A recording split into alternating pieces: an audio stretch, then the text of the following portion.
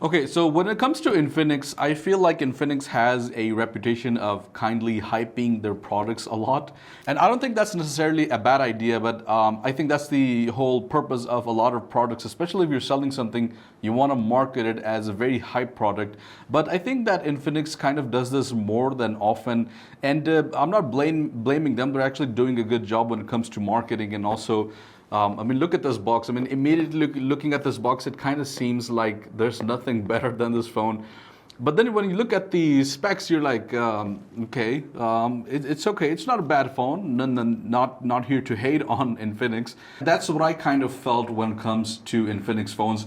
And today we have the Zero 20, Infinix Zero 20. Now this is a phone that actually hasn't really come out yet. This is you can say a pre-release video that I'm actually gonna put in. This is an exclusive first look. I don't think there's really a lot of videos out there on this phone, but I'm glad that I got the opportunity to actually unbox and kind of review this, and that's what I'm gonna do today.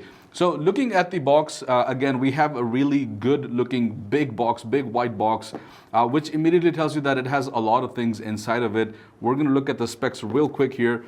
So we have Helios G99 chip here, which is based on a 6 nanometer processor, and that's a pretty decent chip. We also have 108 megapixels as a back camera, and the main thing that Infinix is actually advertising with this phone is the camera, so specifically the front camera. So if you're the type of person that likes to take a lot of selfies, then this is the phone for you. So it does have a 60 megapixel optical image stabilized front camera, which according to Infinix, it is the industry's highest pixel front camera.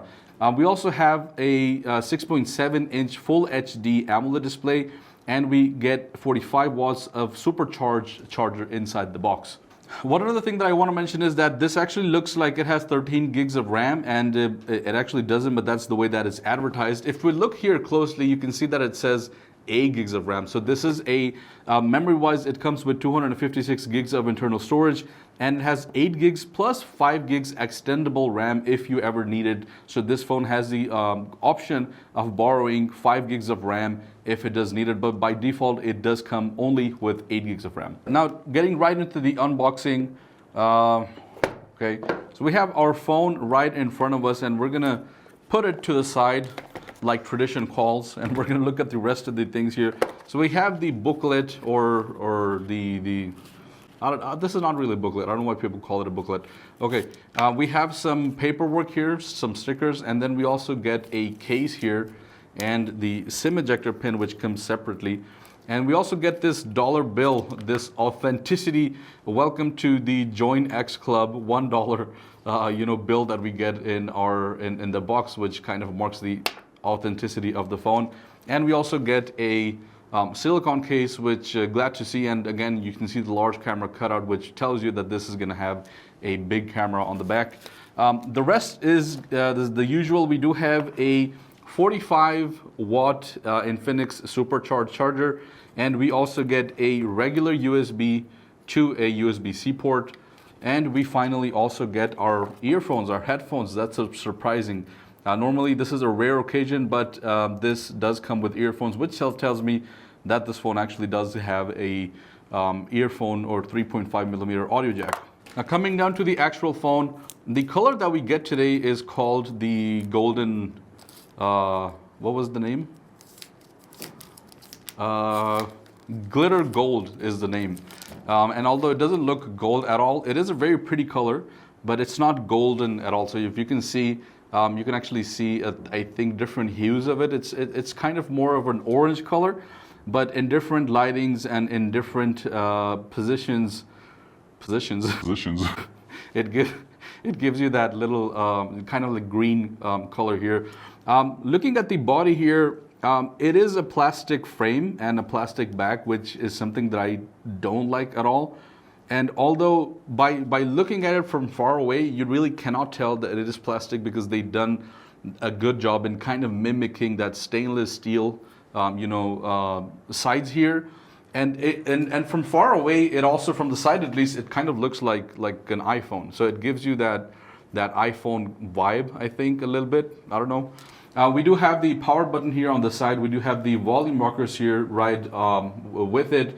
We have a, what I think is a speaker here, and this little microphone jack over here as well. And we also have the SIM ejector pin. We're gonna go ahead and look at that real quick. Okay, so it only gives you the option of 2 SIMs. I think it has a nano SIM as well. Sorry, I think it also has the option of a micro SD card.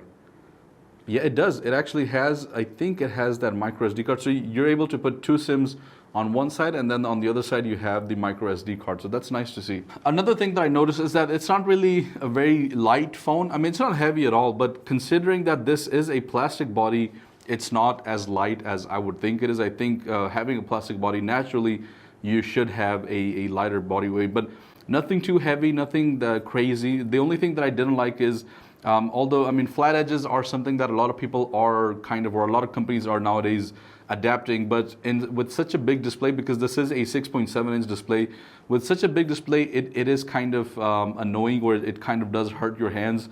So that's one of the things, and it kind of is slippery as well. I don't know why, but it feels like it's about to slip from my hands. That's one thing that I did notice here. Okay, so now that the display is on, as I mentioned, we do have a 6.7-inch AMOLED display, and I'm glad to see that we do have an AMOLED display.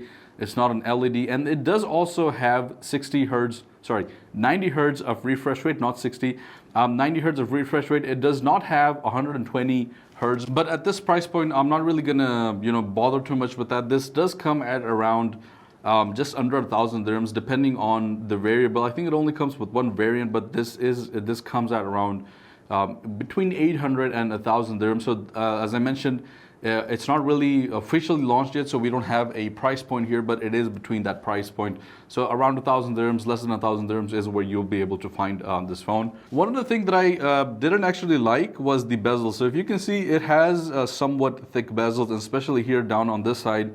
The bezels are not something that I'm a fan of. On the sides, they're not that bad, but on the top and on the bottom, they are. And then we also have that teardrop extra little notch here that's also contributing to less screen real estate. So that's one of the things that I didn't like about this. But apart from that, the colors are bright. It does come with full HD, so that's good. The colors are good and vibrant, so no complaints apart from the bezels here. When it comes to the performance, this comes with MediaTek's Helio G99 chip, which we've seen in other previous phones, and this chip is kind of a mid-range chip. It's not really going to be something like really hardcore or something that's going to blow your mind away. It's just there to do everyday tasks and a little bit more than that. So if you want to play games, it's perfectly fine for that. It's not going to give you any issues when playing PUBG. We actually did an Antutu benchmark test, and this actually gave us good numbers. I wouldn't say bad numbers. So around at 382,517 points. And I'm going to say that normally the G99 chip has proven to give less points than this. So I did an Antutu benchmark test on another device that actually had the same chip, but it gave us around 280 to 300,000 points, not more than that. But there's a lot of variance, there's a lot of factors that contribute to that. But there's a possibility that because this does have the option to borrow RAM, maybe that's why we get better numbers here. So 382,000 points, not bad at all for a mid-range phone at this price point. And as I mentioned, you can play games all day long. It's not really gonna slow you down at all. So even Call of Duty, which is a really heavy game, is perfectly fine for this phone. When it comes to the battery, we do have a 4,500 milliampere battery, which is a respectable, I think, size nowadays. We've seen upwards of 5,000 or more than that, but that's rare. So 4,500 milliamperes is good enough for everyday tasks, for gaming. It's not gonna run out, so you should be able to get a full day's worth of phone from a single charge. And in case you don't, you do have the 45 watt fast charge here, which should charge your phone pretty quick. I forgot to mention that looking at the design, as I mentioned, we did have, where is it? We do have the headphones here. So this actually does come with the headphone jack here. So again, rare to see, but glad that they're introducing it. Now finally coming to the camera where this phone actually shines. The Infinix Zero 20 was mostly focused with developing the cameras here. So we do have a massive 108 megapixel camera at the back. We have a triple camera array, but that 108 megapixel camera is the main standout feature on the back camera.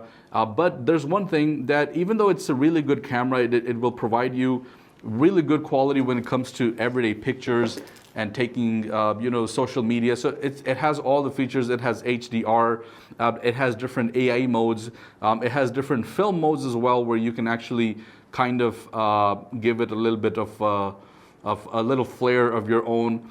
So the camera is perfectly fine on the back. The only thing is that even though this is advertised as a phone that has optical image stabilization, that actually only applies to the front camera.